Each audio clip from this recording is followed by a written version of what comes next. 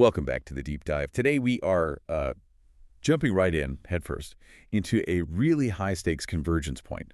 We're talking about the meeting of artificial intelligence, massive cloud infrastructure, and some of the most, well, critical regulatory policy coming out of Europe. And this really isn't just a tech story, is it? No, not at all. It's a strategic narrative. It's about how the biggest players in the enterprise software world are having to fundamentally overhaul their architecture. Simply because the geopolitical rules are changing, the whole digital economy is shifting under their feet. Exactly. So our mission today is to focus on one specific and I think really powerful development. Okay. We're going to be dissecting SAP's announcement of their new EU AI Cloud initiative. And it's important to stress this is so much more than just a software update or, a new marketing slogan. Oh, absolutely. This is a concrete billion-dollar strategic maneuver, a global giant making a move designed explicitly to address this escalating and frankly urgent demand for European digital sovereignty. A demand that isn't going away. Not a chance. Our deep dive is based on a recent digest that really zeroed in on how SAP, a foundational industry leader, is charting a completely new course. A new way of delivering AI and cloud services specifically within the European Union. Right. And we're going to explore the precise mechanics of this new framework, the technical trade-offs involved, and maybe most importantly, what it tells us about the future of global tech regulation. It's a big topic. It is. So the core question we're really asking today is this. Is digital sovereignty still just an abstract concept for regulators to debate? Or has it finally grown up? Yes. Has it matured into a critical operational necessity that now dictates how tech architecture literally has to be built from the ground up? I think we know the answer, but it's the how that's fascinating. It is. And by the time we wrap up, you, the listener, will understand the intricate mechanics of this new sovereign framework and its potential to set a global precedent. Okay, let's unpack this. I think it's absolutely essential that we ground this discussion in the right context first. Right. Because this move by SAP, it's a reaction. It's not like they woke up one day and decided to do this for fun. It's a response. It's a direct and, I would say, very robust response to clear geopolitical and regulatory realities across the entire continent. Right. So before we even get into the EU AI cloud itself, we have to firmly grasp the fundamental why, the absolute agency of digital sovereignty. Precisely. And the sources make it abundantly clear that it's a non-negotiable shift in the market dynamics. It is. We hear the term digital sovereignty thrown around constantly, but for a business leader or, a technical architect, it can still feel a bit intangible. Yeah. So what does the source material say is the defining operational characteristic of this concept now? What makes it so critical for future business? The defining characteristic has definitely moved beyond just, where your data is geographically located. So it's not just about having a server in Germany. Not anymore. It's about mandatory legal and operational control. Digital sovereignty in this advanced context is all about ensuring that the organizations, the clients, the governments, even the citizens, maintain ultimate legal and operational jurisdiction over their digital tools. And most importantly, their data. And most importantly, the proprietary data that's being processed, regardless of which global vendor is providing the cloud service. The sources really emphasize this shift to regional data control is now a basic prerequisite for operating in certain sectors. This brings up such a powerful and, I think, necessary distinction. We've had data localization requirements for years, right? Yeah. Forcing companies to put data centers physically inside a country's borders, in Frankfurt or Paris or wherever. Sure, that's been around for a while. So why isn't that simple data localization enough anymore? Why doesn't that achieve the goal of true sovereignty in this really stringent European context? That is the most crucial distinction. And frankly, this is where you can see the sophistication of what SAP is trying to do here. Localization is just the physical requirement. Where do the servers sit? Sovereignty is the legal requirement. Who has control and, more importantly, under whose legal jurisdiction does that data operate? So it's about the law, not just the location. Exactly. If the cloud provider is headquartered outside the EU, let's say in the United States, even if your data is stored physically in an EU data center, that data may still be subject to extraterritorial legal requests. You're talking about things like the U.S. Cloud Act. Specifically, you have to think about pressure points like the Cloud Act or other national security mechanisms that allow foreign governments to compel access to data. Access to data held by companies under their primary jurisdiction. Yes, even if that data is physically stored overseas. For European customers, and we're talking especially about governments or critical infrastructure providers, this is, well, it's an unacceptable risk. It's a non-starter. Absolutely. Sovereignty means creating a legal ring fence around that data. It means ensuring that EU law, and only EU law, so GDPR and all the forthcoming regulations, governs access, processing, and disclosure. So what SAP is attempting to do is architect a framework that guarantees that legal and operational independence from any foreign legal authority. That's the entire game. That deep dive into the legal necessity really sets the stage perfectly. So let's detail the specific European pressure points that are fueling this. Yeah. What specific drivers compelled a company the size of SAP to invest this heavily in an entirely new framework? The source material really points to two dominant and sort of interwoven drivers. Okay, what's the first? The first is just the massive surge in concerns over data privacy and fundamental rights. It's coming from all sides. From the public, from regulators? Exactly. European organizations, especially those dealing with sensitive citizen data, are under immense public and legal pressure. They have to provide absolute assurance about where their data lives and who controls it. And that anxiety is just being fueled by all these high-profile cases we hear about. Continuously. Concerns over mass cross-border data transfers, fears of state-sponsored governmental access. The client base needs more than just a promise of compliance. They need concrete technical proof that their processing aligns fully with the EU's very, very high bar for data rights. And the second driver, I assume, comes from the regulatory environment itself. It does. The complexity of EU regulation is legendary, especially with the AI Act on the horizon. How does that stringency specifically push for sovereignty beyond just standard privacy measures? It pushes for sovereignty because compliance has become incredibly complex. It's continuous, and the penalties are, well, they're punitive. Right. Driver two is the stringency of multifaceted regulatory compliance. It's not just GDPR anymore. We're talking about sectoral regulations for finance, for healthcare, and soon, specific technical mandates under the AI Act. Things like governance, explainability, auditing. All of it. So for a multinational using advanced AI models trained on vast European data sets, they have to have mechanisms in place that can demonstrate continuous compliance across every single one of those regulatory axes.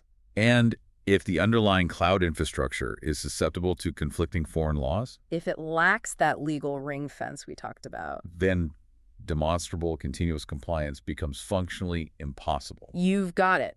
They must build a sovereign environment to ensure continuous, auditable adherence to EU law. That is the operational imperative. Which means SAP's announcement isn't just a competitive move to get ahead. No. It's an operational necessity.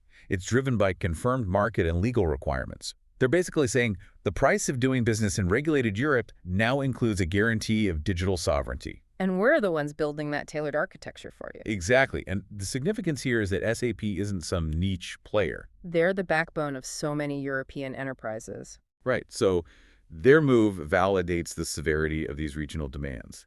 It confirms that digital sovereignty is now a non-negotiable prerequisite for operating advanced tech like AI at scale within Europe. They have to lead this charge if they want to retain their central position of trust and, frankly, their market share. Okay, let's transition now to the solution itself. This is where the technical architecture meets those policy demands. We're talking about the EU AI Cloud Framework. And here's where it gets really interesting. It does. The source material describes this as a robust initiative aimed at consolidating their services under this new framework. For a giant like SAP, what does consolidating all their AI and cloud efforts into a single dedicated EU AI cloud actually suggest about the scale of this commitment? It suggests this is a generational shift. It's a top-to-bottom architectural and legal commitment, and it goes way beyond just, simple feature parity with competitors. What does that mean in practice? For a company of this magnitude, consolidating means major infrastructure investment. It means retraining technical staff. It means harmonizing the entire legal and technical stack to operate exclusively under EU standards. So they're essentially creating a dedicated operating domain. A distinct digital zone, exactly. A zone for their AI and cloud services within Europe built explicitly to European legal and security specifications. And that requires a real separation of control planes and management interfaces from the rest of their global infrastructure. The overarching goal, as the sources note, is empowerment. Mm-hmm. The framework is designed to empower organizations across Europe by offering them enhanced autonomy and flexibility. But how does a cloud provider actually give a client more autonomy, traditionally just handing control over to the vendor? Well, in a sovereign context, autonomy means something different. It means the client gets to dictate the legal and geographic boundaries of their data, not the vendor. Okay, so the power shifts. It does. They gain enhanced autonomy because they're not being forced into a single global standardized infrastructure that's subject to multiple, sometimes conflicting jurisdictions. Instead, they're given choices. Explicit, legally certified choices that safeguard their jurisdictional requirements. And this enhanced autonomy allows them to integrate cutting-edge AI, which often needs access to really sensitive data while maintaining regulatory certainty. And that certainty reduces the compliance cost of innovation. Precisely. Now we get to the crucial technical detail. This is the mechanism ensuring sovereignty that you, the listener, really need to grasp. How is this autonomy achieved operationally? It can't just be a line in a contract. No, it's entirely built on the principle of client choice and autonomy, a choice that's literally built into the technical stack. Okay, what's the choice? SAP is offering clients a critical binary option for hosting their services. They can choose to host within SAP's own certified data centers or use other trusted European providers. This is the key engineering mechanism. It ensures data remains physically and legally within European borders, satisfying those stringent requirements of jurisdictional control. Okay, help me understand the technical layer here. Mm-hmm. If a client opts for one of those trusted European providers, who I assume might be local telecom companies or smaller certified cloud firms, how does SAP make sure that data stays sovereign and aligned with its own high standards? Yeah. Especially for advanced AI processing. That's a great question. And this is where the concept of centralized governance over a distributed infrastructure comes into play. Right. These trusted providers are not just, random independent firms.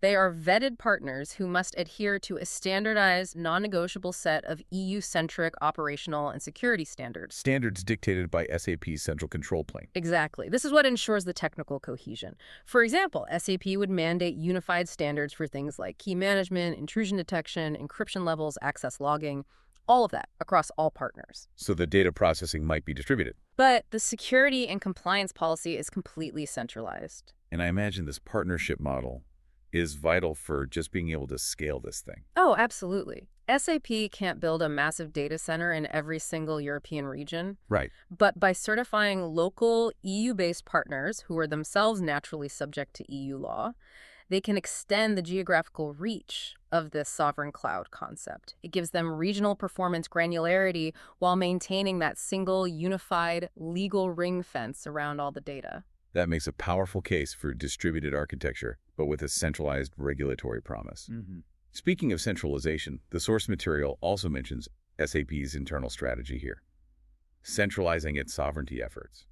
Why would they centralize the management if the infrastructure itself is distributed among different partners? The centralization is designed specifically to absorb and manage complexity for the client. To make it simpler for them. Exactly. Digital sovereignty is a monstrously complicated topic. You're dealing with complex legal standards, compliance reporting across 27 different EU member states, security architecture, audit readiness. It's a nightmare for any single company to handle. It is. So by centralizing the management and enforcement of all these sovereignty efforts internally, SAP can ensure standardization, consistency in their legal reporting, and most importantly, provide a single, consolidated guarantee to the client. It's almost like outsourced regulatory risk mitigation. That's a perfect way to describe it. And this significantly reduces the regulatory overhead for the user. So instead of a bank having to audit 4 different European cloud providers for their GDPR and AI Act adherence, they just contract with the EU AI cloud, and SAP manages all that compliance variability behind a single trusted interface. which makes adopting it a far more attractive and low-risk proposition for any compliance-sensitive enterprise. A much, much lower risk proposition. So the architecture is distributed, it's customer-chosen, but the stringent legal governance, the policy enforcement, and all the compliance reporting are centralized by SAP. Yep. That is a truly smart way to handle what is a fundamentally fragmented legal and regulatory landscape. Absolutely. They're taking the burden of managing that fragmentation away from thousands of individual clients and just absorbing that complexity centrally, They're positioning themselves not just as a software vendor. but as a sovereign compliance partner. Let's move into part 3, which for me is the most fascinating part of this. Okay. This framework isn't just about putting up walls and locking things down. It's a mechanism that's designed to achieve these often contradictory dual objectives of security and compliance, and innovation and flexibility. The great balancing act. Exactly. The conventional wisdom is that stringent regulation, especially around data, just kills innovation by imposing too many constraints. How is SAP navigating this? This balancing act basically defines modern regulated technology. And typically, yes, you're right, locking down data for security that reinforce commitment to data privacy and regional control, it usually means sacrificing speed. And limiting access to the latest global AI models, slowing down deployment. All because of lengthy legal reviews, SAP's model attempts to turn this trade-off into an actual feature. Okay, but what are the typical friction points that this kind of regulatory lockdown creates for a company that's just trying to use cutting-edge AI? Well, you can break it down into 3 main friction points. First is model selection, meaning if you can't guarantee data sovereignty, you might be forced to use older, less powerful, or less globally competitive AI models simply because they're easier to audit and localize. So you're behind from the start. What's the second? The second is deployment speed. Every single new deployment requires a new legal and security review, which just grinds your time to market to a halt. And the third? The third is data movement. AI thrives on vast, often international data sets. If sovereignty rules mandate that your data has to stay within regional borders, it essentially starves the model of necessary training data. Which reduces its performance and ultimately its innovation potential. Right. So if those are the natural constraints, how does the EU AI Cloud Framework explicitly allow for innovation and flexibility while keeping that data legally ring-fenced? What's the technical solution here? It creates what you could call an innovation zone of trust. An innovation zone of trust, like that. By giving clients a guaranteed, pre-certified sovereign environment, the client gains certainty right up front. And when that certainty is established, the internal legal and compliance teams no longer need to conduct these lengthy ad hoc risk assessments for every new AI service they want to deploy. So innovation is allowed to flourish, but within that compliant boundary. Precisely. The flexibility comes from allowing them to deploy highly advanced, cutting-edge AI services, the latest generative AI or predictive models, but in a pre-vetted compliant environment that was built specifically for the high regulatory demands of the EU. So the source material emphasizes that this autonomy lets clients use the latest AI because the regulatory constraints have been designed into the architecture from the beginning, not just bolted on as an afterthought. That's key. So instead of regulatory constraints crippling progress, the compliant framework actually enables progress by providing all the necessary technical and legal safety parameters up front. Yes. But I have to challenge this point a little. Doesn't building this kind of sovereign architecture mean there's an implicit trade-off in speed? Doesn't it mean potentially slower adoption of new features that are developed first in, say, the US or Asia? What do the sources say about that inevitable latency? That is the necessary and critical question. And yes, there is always a trade-off. There has to be. There has to be.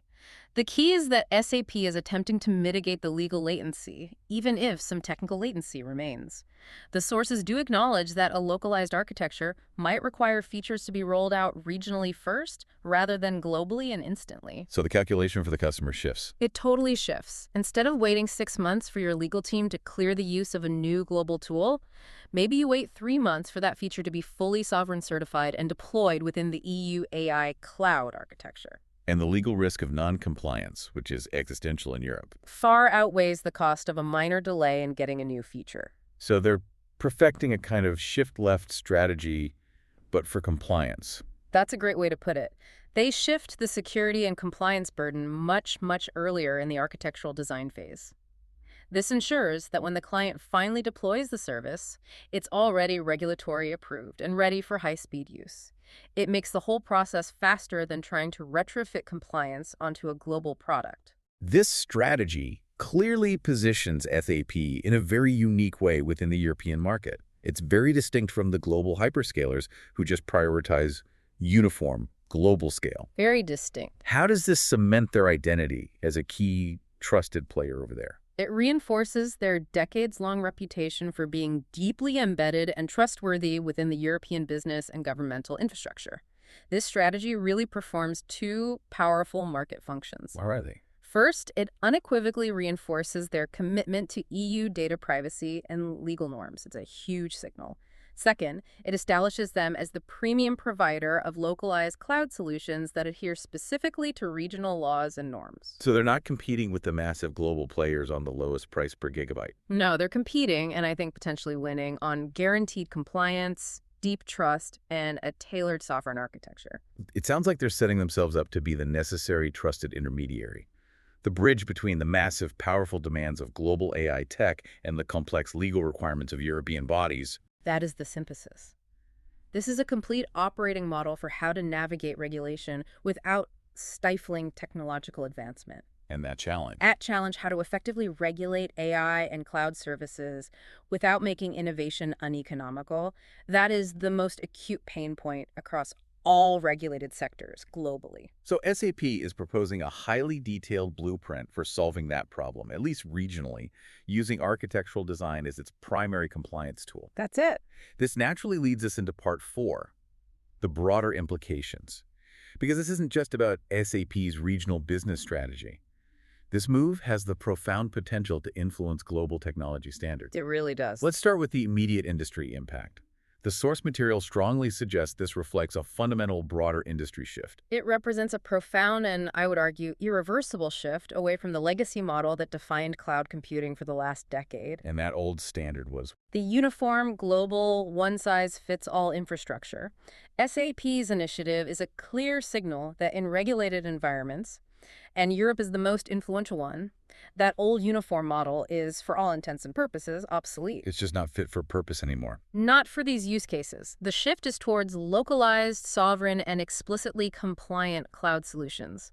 If the legal requirements are regional and fragmented, then the underlying architecture must also become regionalized and modular. And this shift is happening simply because the cost of getting it wrong in the EU is just too high for major enterprises to risk. Exactly. The penalties are enormous. So if SAP, a company that's fundamental to the global software ecosystem, validates this approach with this level of investment, what does that do to the rest of the industry? Does it force the hand of their global competitors, like the major US hyperscalers? It absolutely creates a powerful, unavoidable precedent. The sources highlight this. This development could set a blueprint for how other technology companies, and yes, that includes the biggest players, approach cloud services in regulated environments. If SAP dedicates such robust resources to designing a sovereign environment, it sets a clear market expectation.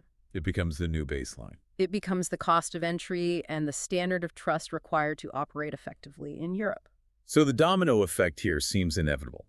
If SAP proves that a high level of digital sovereignty is possible without crippling performance, then organizations will immediately start demanding that same level of sovereign assurance from every other vendor they use. whether it's for infrastructure, platform services, or specialized AI tools. Precisely. And this is particularly true for highly sensitive sectors, right? Think about defense, national banking, intelligence agencies, many of whom already rely on SAP's core systems. They'll be the first to enforce this new sovereign standard across all their other vendors. Absolutely. The competitive landscape shifts from who has the cheapest server to who provides the highest guarantee of jurisdictional security. Beyond Europe, the idea that this initiative might influence global standards is massive. How does a European-focused compliance mechanism start dictating global expectations for the entire tech industry? Well, Europe has historically acted as a global regulatory superpower. The Brussels effect. Exactly. We saw this so clearly with GDPR, which became a de facto global privacy standard.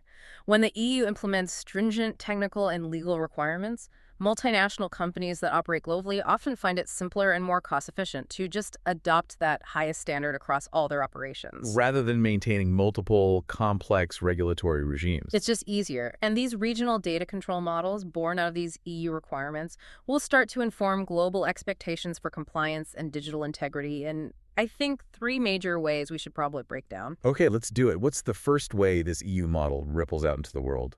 The first is in the field of trust engineering and technical specification. Okay, what does that mean? It means the specific technical guarantees that SAP is building, that client choice, the physical localization combined with the legal ring fencing and centralized policy enforcement, all of that will become the global technical definition of what a sovereign cloud must include. So it sets the standard. It sets the blueprint. Other sovereign nations or regional blocs, in Asia Pacific, Latin America, maybe even Canada, who are increasingly concerned about data residency and protecting their own digital integrity, will look to the EU AI cloud as the definitive model. And they'll demand similar specifications from global vendors to protect their own local jurisdiction and datasets. Of course they will. So the technical requirements for an EU AI cloud become the technical requirements for a Latin American sovereign cloud or an Asian trust cloud. That's the pattern we expect to see. The second ripple effect is the operationalization of AI ethics and governance. Right, because AI is a primary focus here. It is. So the operational mechanisms that are being put in place to ensure compliance with the emerging EU AI legislation will likely be adapted globally. For example, What does it mean operationally to ensure AI model transparency? It means building technical features like mandatory model cards, verifiable data lineage tracking, and immutable audit logs that are designed to prove non-bias and ethical adherence. and these technical features will be perfected first inside this sovereign EU framework. Exactly.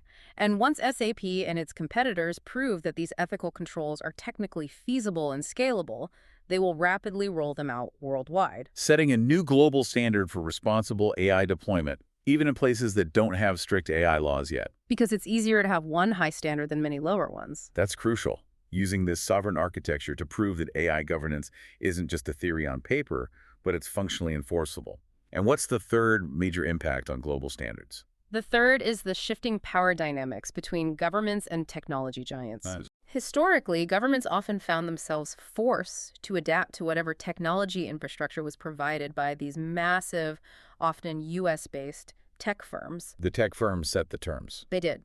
This move by SAP reinforces the evolving notion that powerful sovereign customers, whether that's an individual government or a bloc like the EU, can now effectively dictate architecture to the providers. The customer is finally in charge. In a very real sense, Yeah. it empowers regulators and regional bodies worldwide to demand similar sovereign guarantees that are tailored to their unique legal environments, rather than just accepting a standardized global service. So the power dynamic shifts from the vendor telling the customer what they can have to the customer dictating the fundamental legal and technical parameters of the service. A complete reversal. That brings us to our conclusion about the changing landscape itself. It sounds like the role of technology companies is undergoing a profound and, I think, permanent transformation. It absolutely is. Tech companies are moving beyond being mere service providers, just selling computing power. They have to be more. They are now integral, responsible partners in navigating this intricate, high-stakes web of global regulations and geopolitical tension. And this highlights their vastly increased responsibility. They're expected to be compliance experts, legal architects, and technical innovators all at the same time. All at once. And the success of the EU AI cloud will be measured not just by its speed or its efficiency, but by its ability to reliably resolve these complex geopolitical tensions for their clients. So the operative principle has completely flipped. It used to be move fast and break things. Right. Now the requirement is move fast, but only within this incredibly robust, legally compliant, and sovereign enclosure. And the companies that build the most robust enclosures, the most effective sovereign architectures, are the ones who will ultimately dominate and retain market trust in these highly regulated, very profitable markets. It's a competition of trust, not just throughput. That's the perfect summary. So what does this all mean? Let's try to consolidate the main takeaways for you, the listener. I think the takeaway is clear. SAP's EU AI Cloud is a concrete, very serious architectural and legal response to the urgent operational demand for digital sovereignty in Europe. Right. And it achieves this dual mandate primarily through that sophisticated mechanism of client choice and centralized governance. Allowing organizations to select between certified hosting options, while SAP maintains a unified, compliant policy envelope over the top. Exactly. And critically, this whole strategy is designed to master that difficult balance of ensuring stringent data security and regulatory compliance. Without stifling the innovative use of cutting-edge AI technology. It's setting a blueprint for how regulated industries globally can handle rapid technological advancement. It's a profound template for how to monetize and operationalize regulatory compliance as a competitive advantage. It demonstrates that the future of large-scale cloud and AI deployment is structurally localized and sovereign, not uniformly global. Okay. Now, for our final provocative thought that builds on these massive implications. Let's hear it. If this SAP model successfully proves that data control and technological flexibility can coexist seamlessly in the most complex regulatory environment in the world, which is Europe, where should we expect to see the next major aggressive push for sovereign cloud infrastructure globally? That is the essential question for tech investors and policymakers alike, isn't it? It is. If Europe established the template, we need to look at nations or blocs that combine those same strict regulatory concerns with a high level of technological ambition. So where does your mind go? Consider major global economies with vast, sensitive populations and a strong desire to limit foreign technological influence. Think about nations like Brazil or South Korea, or maybe even the ASEAN bloc as a whole. Places with significant economic power and strict local data laws. And a rising imperative to protect their national digital assets from external legal jurisdiction. Any region that's dealing with complex geopolitical relationships and aspiring to technological independence will be looking at adopting, or at the very least, quickly adapting the EU AI cloud sovereign model. They'll be looking to SAP's success as the definitive proof that true digital independence can be done, and it can be done efficiently. It's a global race now to define what sovereign tech truly means. And that race is being won right now by the lawyers and the architects, not just the engineers. Fascinating, essential stuff. Thank you for diving so deeply into these sources with us today. My pleasure. The world of AI and enterprise tech is constantly changing, and we are committed to keeping you informed about how these massive industry moves impact regulation, innovation, and ultimately, you. Until next time, keep exploring the future of technology.